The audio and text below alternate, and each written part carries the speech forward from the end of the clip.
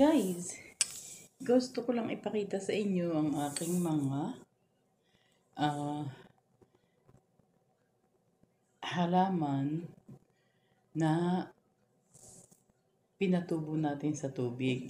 Ito po ay lettuce na romaine, yung heart, yan, tumutubo na, malaki na, as in, huwag niyo pong itatapon yung mga heart ng romaine kasi tumutubo siya sa tubig, tapos pwede nating ilipat sa paso.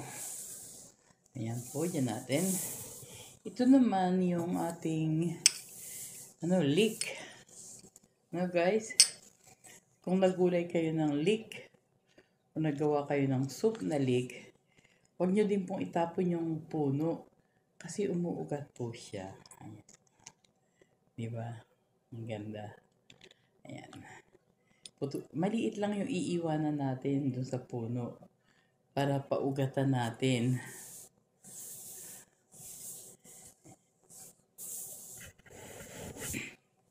Tingnan niyo po. Madami na siyang ugat. Ganun lang siya sa kaiksi. Ayan, marami na siyang ugat. So ngayon, dito sa maliit na baso, pinatubo natin siya. So, dalawa siya. Oh, ayan, di ba? Maganda siya. Pwede na natin, siguro in a week, pwede na natin siyang i-transplant sa paso. Dahil hindi pa tayo pwedeng mag-garden sa labas. So, mahalaga po yung bawat gawin nating gulay ay iiwanan natin yung puno. Katulad ng romaine lettuce natin. Ito yung puno. Tinanggalan natin ng leaves. So, ayan na siya. Maganda na siya. In 2 weeks, pwede na ulit tayong mag-harvest ng salad. Ayan. Di po ba?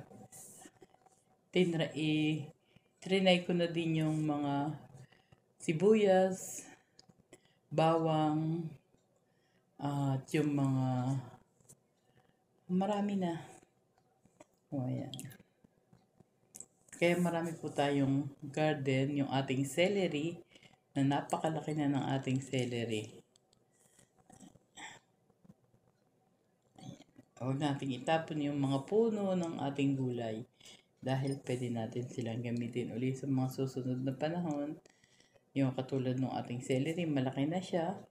So, yung celery parang 3 weeks lang. Ito 2 weeks lang to.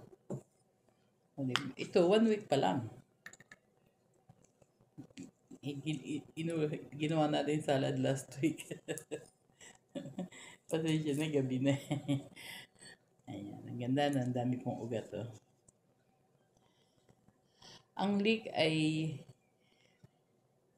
kapatid ng sibuyas. Yung malalaki yan po. Ayan. Ang dami na din niyang ugat. At saka ang haba-haba na ng dahon niya. Ayan. Ito next week, harvest na natin. Ito naman, palalakihin natin para may karoon tayo ng leek soup ulit. Sana may natutuhan kayo sa pagpapatubo ng ating halaman. Ayan. Yung ating celery, malaki na po.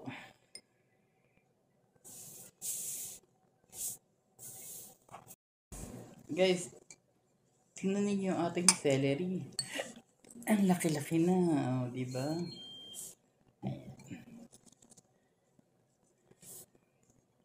Galing din ito sa yung pinag-ubos natin ng celery. Pwede na natin gamitin sa soup. May mga branches na siya. 3 weeks lang to. Yan, binabad ko din siya sa tubig nung may ugat na nilagay natin sa maliit na paso. Kaya ito, ililipat na natin bukas sa sa paso yung ating mga leeks. Ayan. Saka itong ating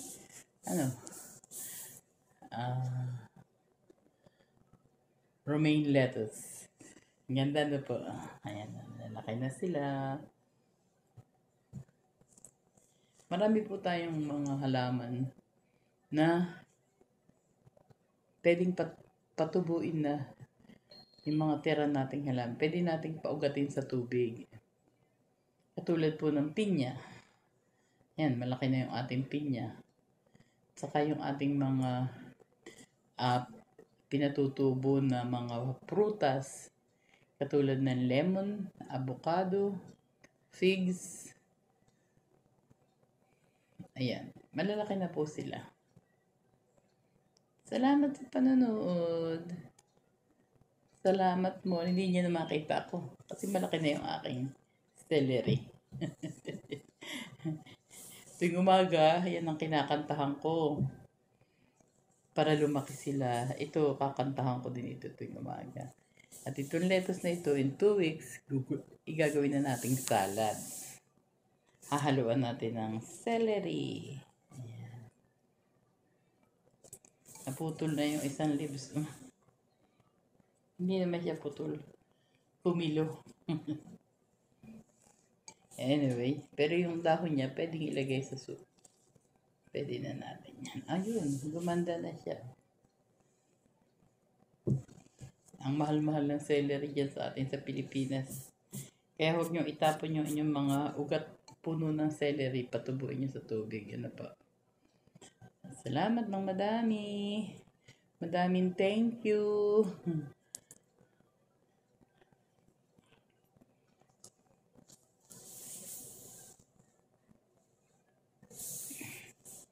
Ang ganda-ganda ating ano ba to?